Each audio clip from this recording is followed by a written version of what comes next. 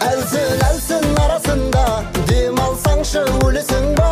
Ақша дей бермей, биле уайым жей бермей.